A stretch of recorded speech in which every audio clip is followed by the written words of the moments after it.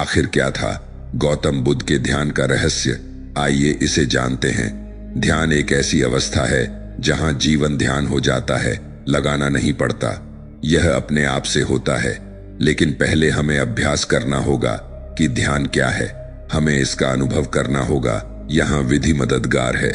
ध्यान तक पहुंचने के लिए कई विधियां हैं, लेकिन किस व्यक्ति के लिए कौन सी विधि सर्वोत्तम है, उस व्यक्ति के व्यक्तित्व से पता लगाया जा सकता है। हम सभी में कई लक्षणों अर्थात प्रेम, कर्म, बुद्धि आदि के मिश्रण हैं।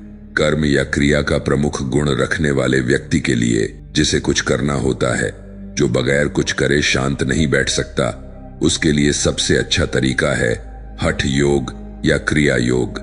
यहाँ सांस या प्राण जीवन के साथ आसन और योग की मदद फायदेमंद है और इसके बाद ध्यान में बैठना फलदायी हो जाता है। ऐसे व्यक्ति के लिए जिसकी प्रमुख विशेषता दयालुता, प्रेम, करुणा है, अगर हम उन्हें आसन व क्रिया से परिचित कराते हैं तो उनके लिए यह यात्रा थकाऊ और लंबी हो जाएगी। इस तरह के व्यक्ति के लिए ध्यान में फिसलने का सबसे अच्छा तरीका भक्ति मार्ग से है। पूरे दिल से गाना गाओ, प्यार में नाचो और फिर ध्यान में बैठो। इस प्रकार के लोग कल्पना की मदद भी ले सकते हैं, जिसे पतंजलि द्वारा धारणा कहा जाता है।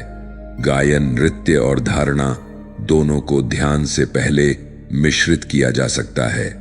बौद्धिक रूप से हावी व्यक्तित्व प्राचीन ग्रंथों या किसी भी लेख को पढ़ने के लिए इच्छुक होगा जो उनकी बुद्धि को प्रभावित करता है। ज्ञान पर चिंतन उनके लिए प्राथमिक हो जाता है। वह लोग चिंतन के बाद ध्यान में बैठ सकते हैं। जैसा कि मैंने कहा, हम सभी इनका मिश्रण हैं। कभी कभी एक विशेषता हावी हो जाती है, जबकि दूसरी बार कुछ और। ये सब विधियां हैं। इनमें से कोई भी श्रेष्ठ या हीन नहीं है।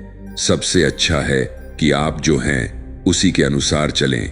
यहाँ एक गुरु बहुत मदद करता है, जो आपको आपसे भी पहले से जानता और पहचान पाता है। लेकिन अगर आपके पास अभी भौतिक गुरु की कोई पहुंच नहीं है तो अपने अंदर देखें और जो आपके व्यक्तित्व से मेल खाए उसे चुनें। आप कोई भी विधि को परखने कोशिश कर सकते हैं, लेकिन हमेशा खुद के लिए प्रामाणिक रहें। इस यात्रा पर केवल सत्य ही जीवित रहता है, बाकी सभी पिघल जाता है। बेहतरी इसी में है कि आप सदैव अपने समकक्ष सच्चे रहें।